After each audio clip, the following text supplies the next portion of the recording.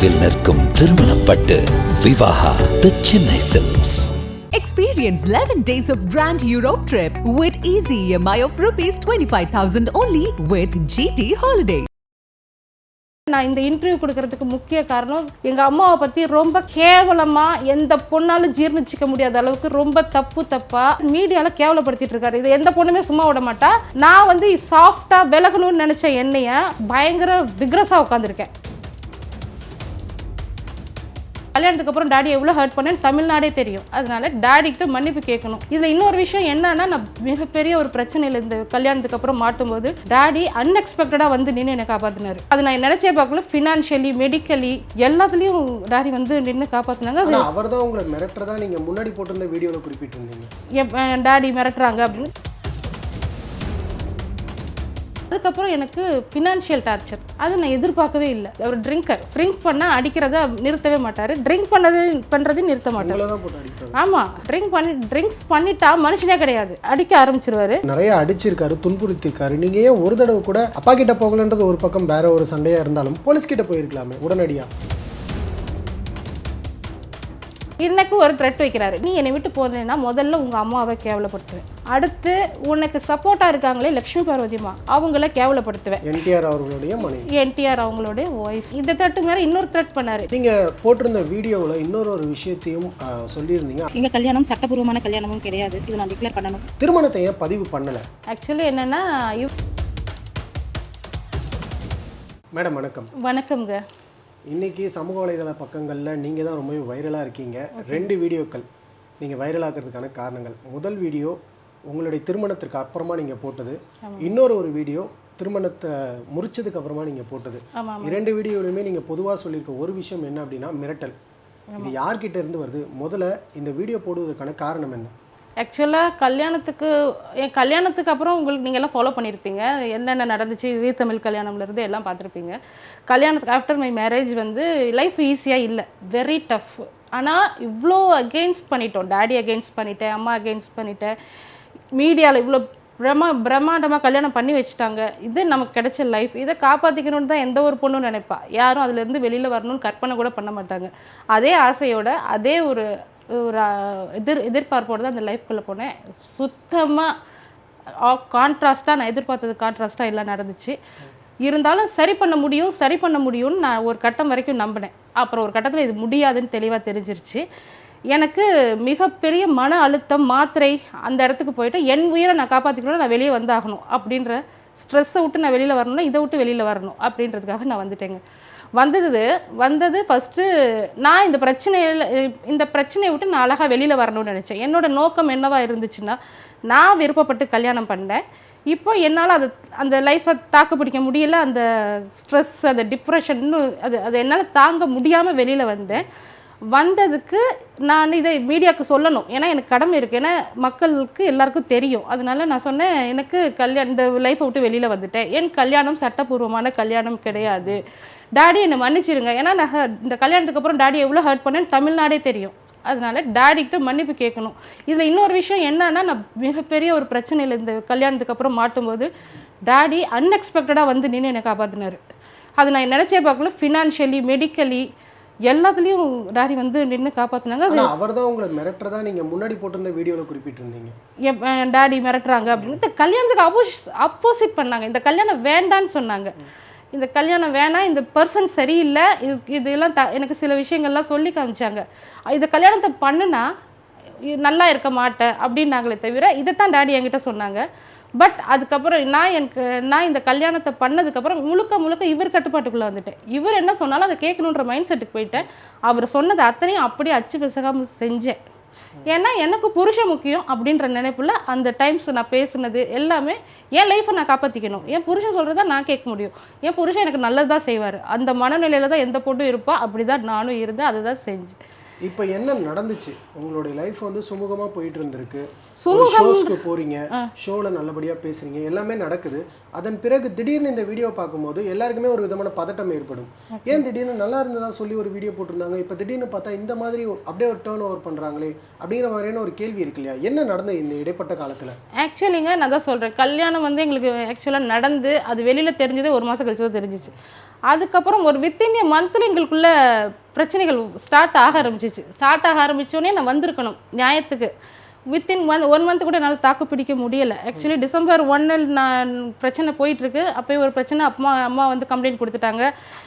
அப்போ பிரச்சனை போயிட்டுருக்கு. அப்போலேருந்து எங்களுக்குள்ள பிரச்சனை தீவிரமாக போயிட்டுருக்கு. நான் ஒரு பொண்ணாக இப்படியெல்லாம் இந்த பிரச்சனைக்கெல்லாம் பயந்து இந்த வாழ்க்கையை விட்டு போயிடக்கூடாது, சரி பண்ண பார்க்கணும், திருத்த பார்க்கணும், அப்போ கண்டினியூ பண்ணணும் அப்படின்னு தான் நினச்சேன். எந்த பொண்ணும் அவ்வளோ சீக்கிரம் தன் வாழ்க்கையை விட்டு கொடுக்கறதுக்கு துணிச்சல் வராது. அப்போதுலேருந்தே பிரச்சனைன்னு சொல்கிறீங்களே தவிர அது என்ன விதமான பிரச்சனைன்னு நீங்கள் இன்ஃபார்ம்? ஆக்சுவலாக நான் ஃபஸ்ட்டு இன்னொரு விஷயம் சொல்லணும்னு விரும்புகிறேங்க, அதை முதல்ல நான் சொல்லிக்கிறேன். என்னென்னா, இந்த கல்யாணம் முடிஞ்சு எங்களுக்குள்ளே பிரச்சனை வர ஆரம்பிச்சது என்னென்ன வாக்குவாதங்கள்னா, அவர் ஹெவி ட்ரிங்கர், நல்லா ட்ரிங்க் பண்ணிவிட்டு அவர் அடிப்பார், எல்லாம் பேசுவார், கண்டபடி பிஹேவ் பண்ணுவார். விடிஞ்சா எதுவுமே அவருக்கு ஞாபகம் இருக்காது. நான் என்ன பண்ணேன்னு என்கிட்ட கேட்பார். இது நான் திருத்த முடியும்னு நான் நம்பினேன் எப்போ அந்த ஆரம்ப காலகட்டங்களில். அதுக்கப்புறம் எனக்கு ஃபினான்ஷியல் டார்ச்சர், அது நான் எதிர்பார்க்கவே இல்லை. நானே எல்லாரையும் ஆப்போசிட் பண்ணிவிட்டு வந்திருக்கேன்.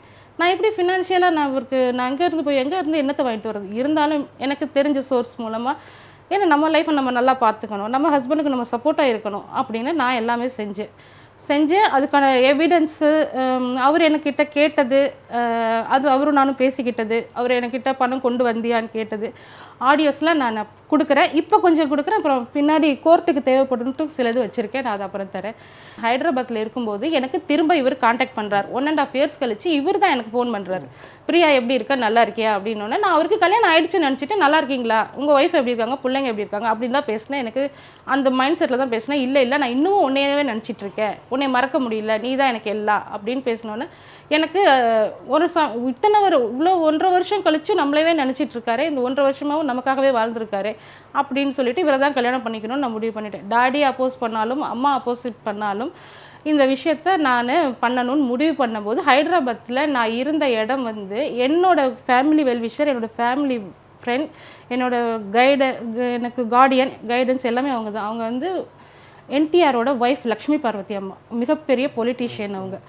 அவங்க வந்து எனக்கு குழந்தையிலேருந்து அவங்க வளர்க்குறாங்க மீன்ஸ் எனக்கு எப்போ ஃப்ரீ டைம் இருந்தாலும் நான் அவங்க கூட தான் டைம் ஸ்பெண்ட் பண்ணுவேன். அப்போ நான் அம்மாட்ட சொல்கிறேன், அம்மா நான் ரொம்ப இவரை லவ் பண்ணுறேன். 1.5 வருஷம் கழிச்சு, 1.5 வருஷத்துக்கு முன்னாடி பிரச்சனை நடந்தது உங்களுக்கு தெரியும். இவருக்கு நான் கல்யாணம் பண்ணிக்கிறேன்னு கேட்டது வீட்டில் ஒத்துக்கலை, அப்புறமா கட் ஆகிடுச்சு.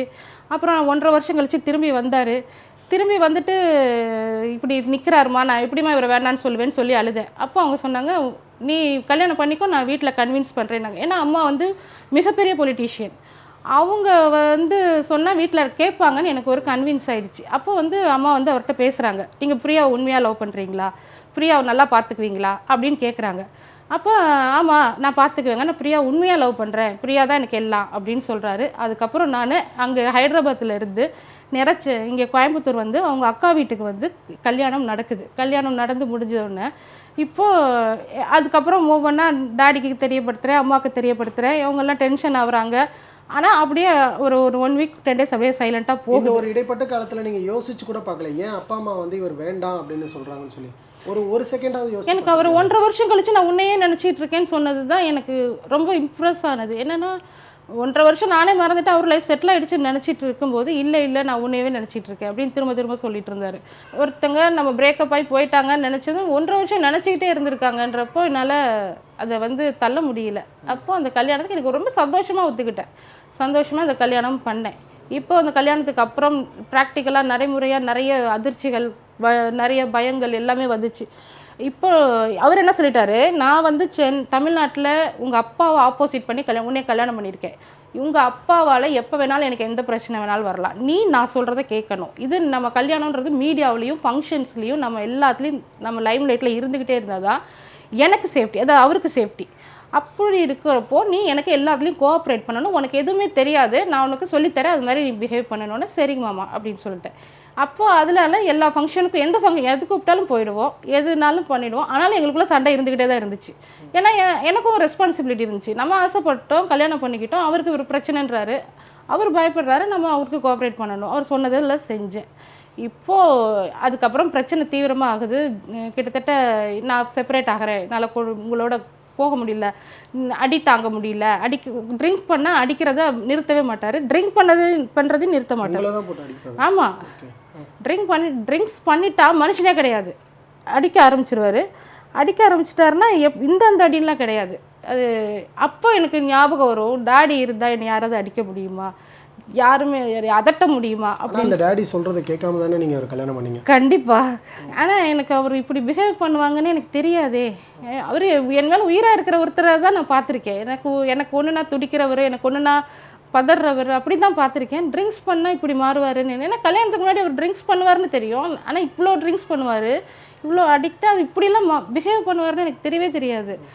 அது அப்போயும் நான் உடனே போகணும்னு நினைக்கல, மாற்ற ட்ரை பண்ணேன். கண்டிப்பாக மாற்ற ட்ரை பண்ணணும், வெயிட் பண்ணணும்னு நினச்சேன். அப்போ நான் கேட்குறேன், எனக்கு இது முடியலை, நீங்களும் நிறுத்த மாட்டீங்க.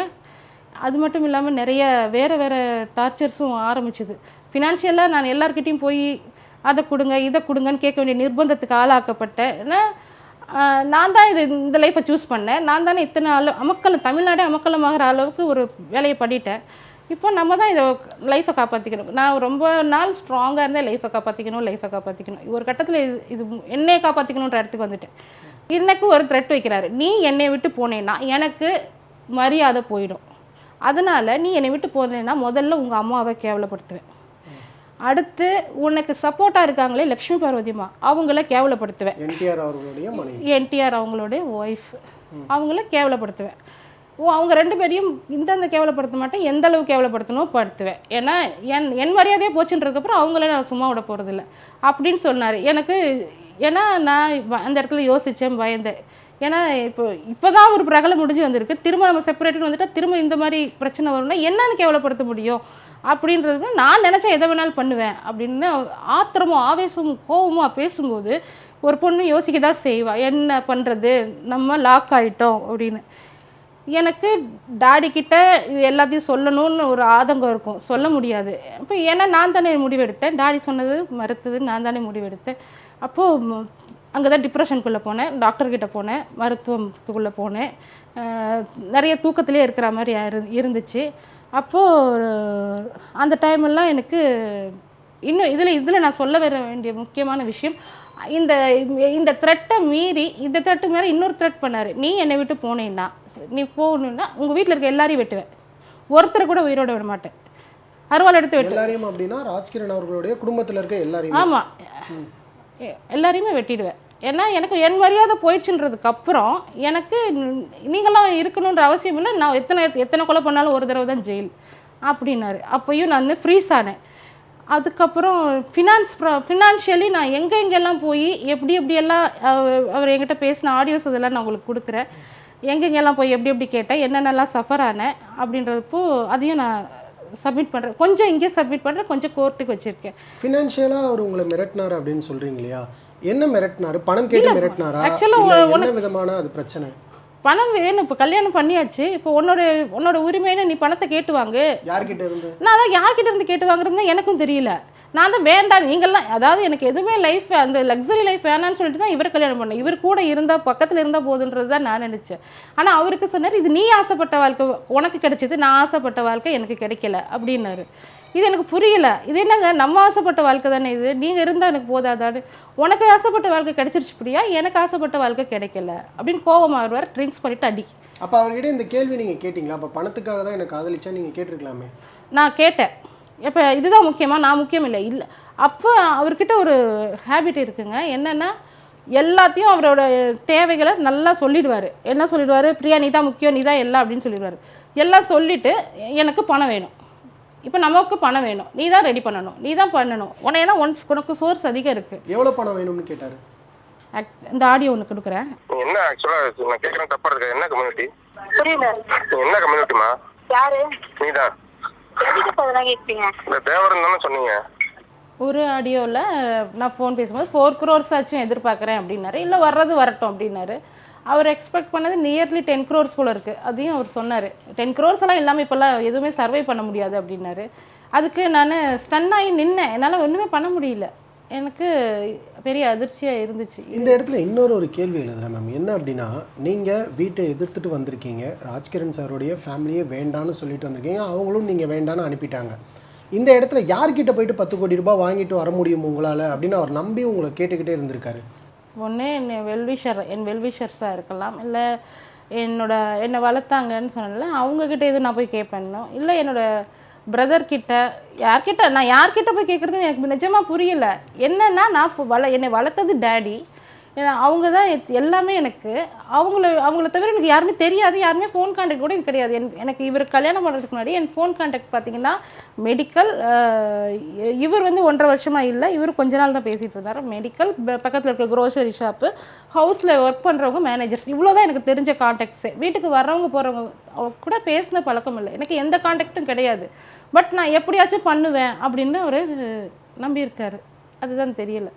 நீங்கள் போட்டிருந்த வீடியோவில் இன்னொரு விஷயத்தையும் சொல்லியிருந்தீங்க, அதை பற்றியும் உங்கள்கிட்ட கேள்வி கேட்க வேண்டியிருக்கு. என்ன அப்படின்னா, நாங்கள் இப்போ செப்பரேட் ஆகி ஃபியூ மந்த்ஸ் ஆயிடுச்சு. எங்கள் கல்யாணம் சட்டப்பூர்வமான கல்யாணமும் கிடையாது, இது நான் டிக்ளேர் பண்ணணும். திருமணத்தை ஏன் பதிவு பண்ணலை? ஆக்சுவலாக இந்த சட்டப்பூர்வமாக என்ன திருமணம் இல்லைன்னு நான் சொல்லியிருப்பேன். ஆக்சுவலி என்னென்னா, இவர் என்கிட்ட சொன்னார், பிரியா நீ எனக்கு ஒய்ஃபே ஆக முடியாது, என் ஒய்ஃபு தாரிணி தான். அப்போ அவருக்கு ஏற்கனவே ஒரு கல்யாணம் ஆகியிருக்கு. ஆமாங்க. என்னென்னா செப்டம்பர் 8ஆம் தேதி 2021 நான் தாரிணியை கல்யாணம் பண்ணிட்டேன். இது அவர் ரொம்ப ரிலாக்ஸாக என்கிட்ட சொன்னார். எப்படிங்க அப்படின்னு. கல்யாணம் பண்ணிட்டேன் பிரியா, நான் அது முடிஞ்சிருச்சு, 2021 என் கல்யாணம் முடிஞ்சிருச்சு, எனக்கு லீகல் ஒய்ஃப் தாரிணி தான் அப்படிங்கிறாரு. எனக்கு இதெல்லாம் எப்படி இருக்குங்க? நான் எப்படிப்பட்ட இடத்துல இருந்து வந்தேன், எவ்வளோ இவர் தான் எனக்கு முக்கியம்னு நான் எவ்வளோ நினச்சி வந்தேன். எனக்கு நீ லீகல் ஒய்ஃபே ஆக முடியாதுன்னு சொன்னதே இவர் தான். உங்கள் வீட்டில் இருந்தோ இல்லை வெளியாட்கள் யாருமோ சொல்லலை. அப்புறம் அவங்களால பிரச்சனை வருமா, நான் என்ன பண்ணாலும் நான் லீகல் ஒய்ஃப் இல்லைன்றப்போ எனக்கு என்னோடய இடம் என்ன, அப்போ நான் யார்? நான் அதையும் எனக்கு புரியலை. இதோடு நான் போய் எங்கெங்கேயும் போய் பணம் கலெக்ட் பண்ணிட்டு வரணும், எங்கே போய் நான் எனக்குன்னு சொத்து கேட்குறது, எங்கே நோட்டீஸ் விடுறது, யார்கிட்ட கேட்டாலும் எப்படி கொடுப்பாங்க? நீ என்ன திடீர்னு வெல்விஷரோ, ஃப்ரெண்டோ, ரிலேஷனோ, பிரதரோ, சிஸ்டரோ இருந்தால் கூட ஒரு கேள்வி கேட்க மாட்டாங்களா? ஏம்மா நீ யார் வளர்த்தாங்க, உனக்கு எங்கே உரிமை இருக்குது, நீ எப்படி வந்து கேட்கலாம் அப்படின்னு கேட்பாங்களா மாட்டாங்களா?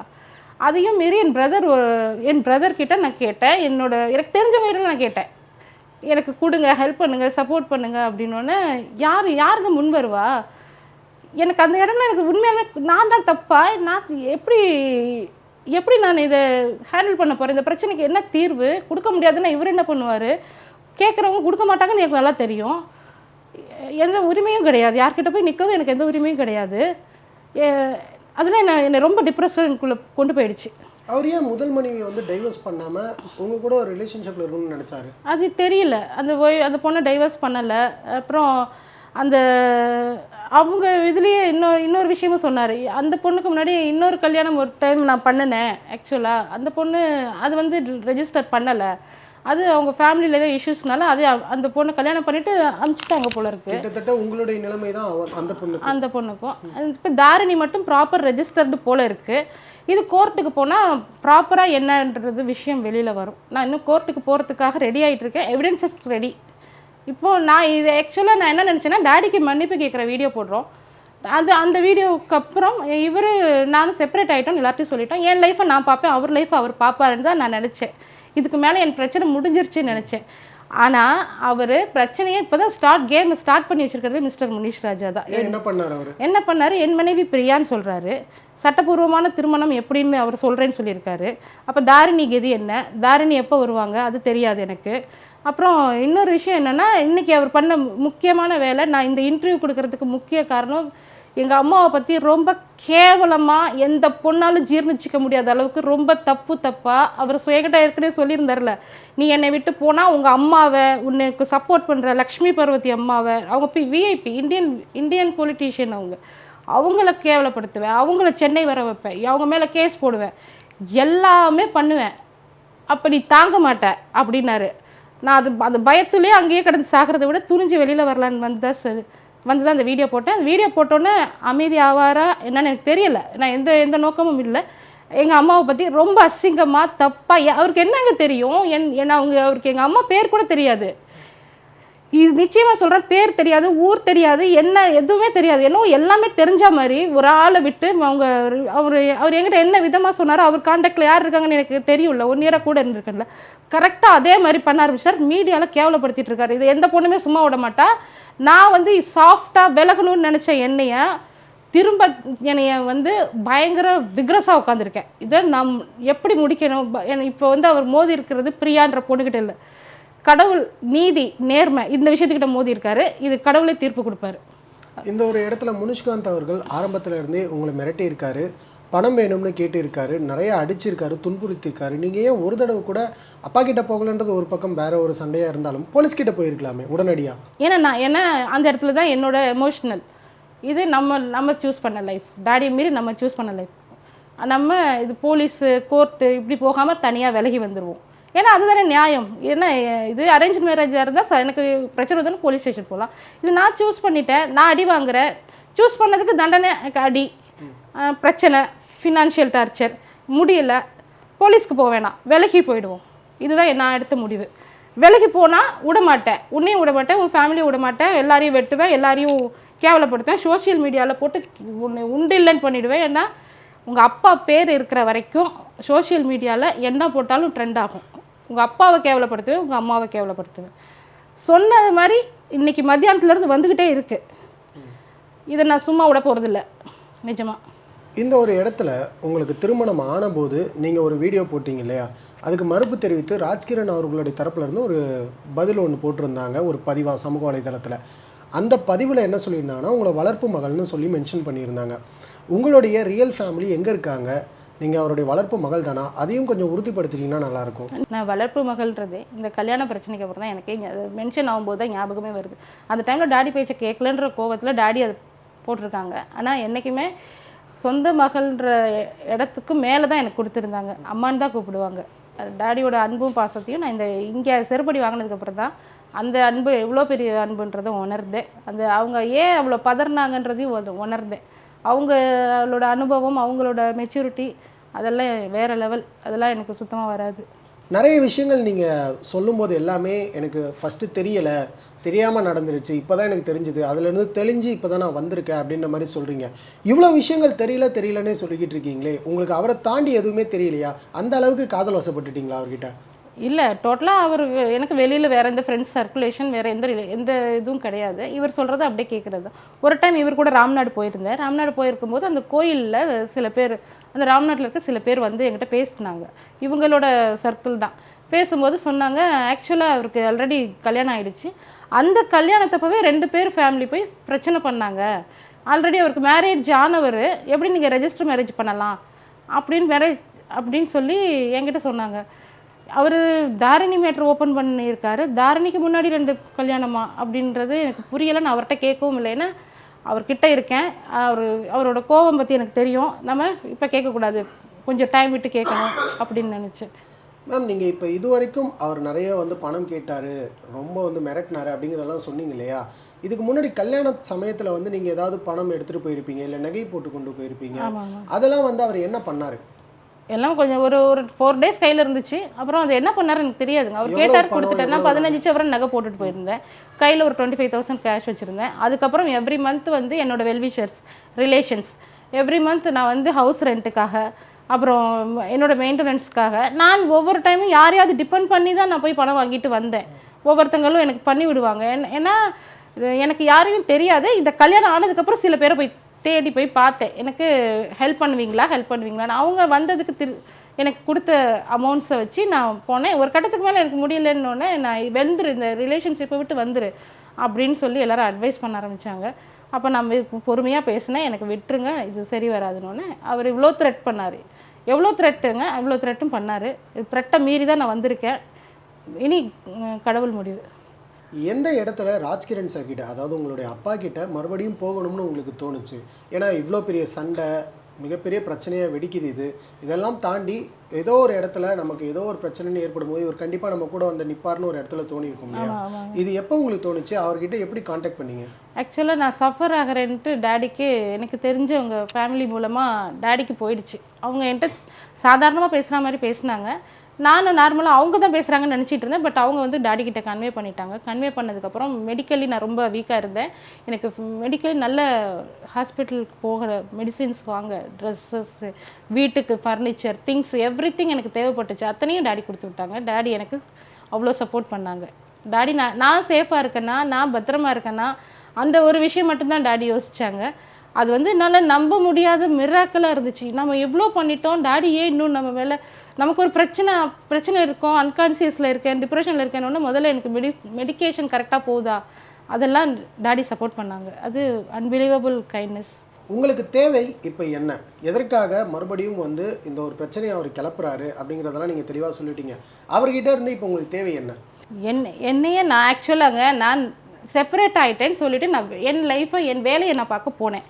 அவர் லைஃப்பை, அவர் வேலையை அவர் பார்த்துட்டு போயிருந்துருக்கலாம். இவ்வளோ அஃபென்ஸை வச்சுக்கிட்டு அவர் பாட்டுக்கு அவர் போயிருந்துருக்கலாம்.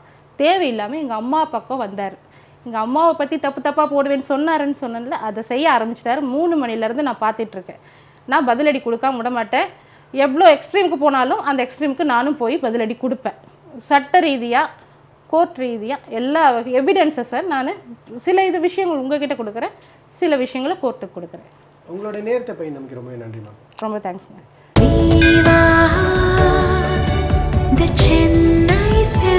நினைவில் நிற்கும் திருமணப்பட்டு விவாகா தி Chennai silks. Experience 11 days of Grand Europe trip with easy EMI of rupees 25,000 only with GT Holidays.